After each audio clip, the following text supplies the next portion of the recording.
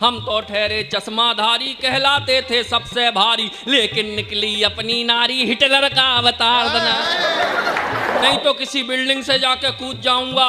Public में से एक उठा, बोला साथ चल, धक्का मैं लगाऊंगा। अलीगढ़ के सब लोग समझदार हैं या एक आध बेवकूफ भी पाया जाता है। ये बोले नहीं, जरूरत पड़ने पर भोपाल से बुलाया जाता है। एक दिन एक कवाड़ी आया, डैडी ने हमको तुलवाया, फोकट में भी ना ले पाया, ऐसे हम भंगार दना।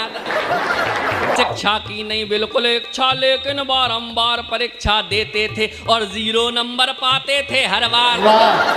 माँ ने कहा बेटा मेरा जोरू का गुलाम बना, बीबी बोली लगता है मुझे माँ का लाल तू।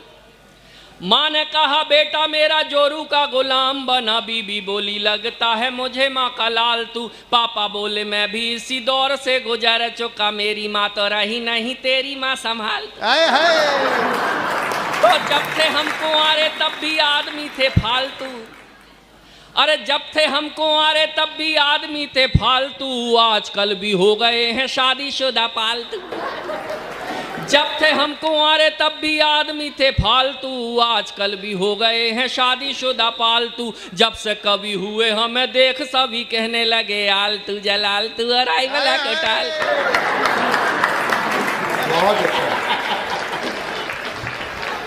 अभी 3 दिन पहले एक कवि सम्मेलन में मैंने बड़ी देर तक कविता सुनाई, किसी ने ताली नहीं बजाई।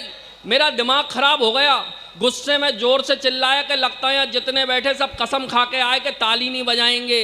लेकिन मैं भी कसम खा के आया कि ताली तो बजवा के रहूंगा, नहीं तो किसी बिल्डिंग से जाके कूद जाऊंगा। पब्लिक में से एक उठा, बोला साथ चल, धक्का मैं लगाऊंगा। आप सब लोग समझदार हैं, कहने की जरूरत ना पड़े, भगवान कसम इतने समझदार है।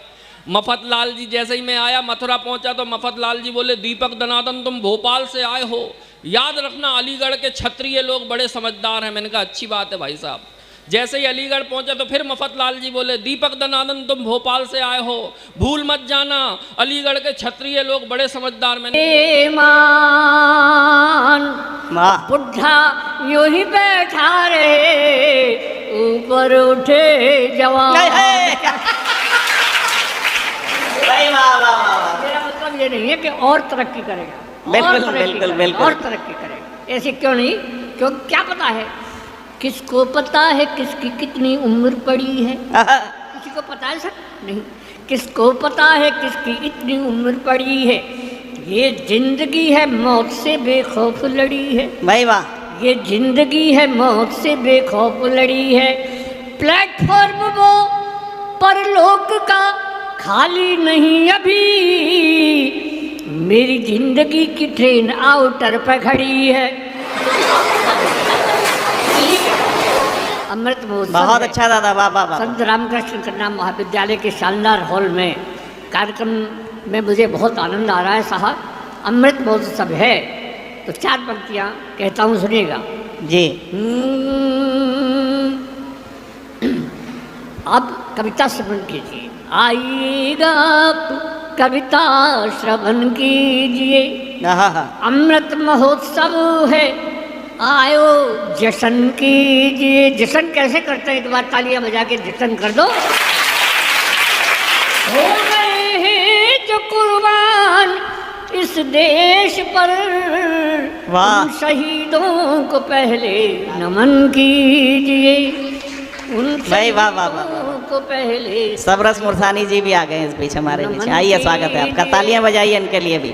आइए मंच पर आ जाइए। और साहब क्या सोचित, ये बार बार मुझसे कहते हैं कि प्राइमरी में, अब प्रोफेसर तो नहीं थे लेकिन प्राइमरी में अध्यापक थे। अब भी एक संवत्सर मुझे याद आता है, मैं मात्रा सिखा रहा था तो कक्षा 2 में मात्रा सिखाने के बाद मैंने पूछने का क्रम शुरू किया। मैंने पूछा, मैंने कहा लड़की इसमें कौन सी की मात्रा लगेगी? कोई नहीं बोला। फिर मैंने कहा आदमी सिखाया है क्यों नहीं बता रही हो? तो एक लड़का खड़े होकर बोला सर पहले लड़की दिखाओ, छोटी होगी तो छोटी की मात्रा लगाएंगे और बड़ी होगी तो बड़ी की मात्रा लगाएंगे। मैंने वाह भाई वाह।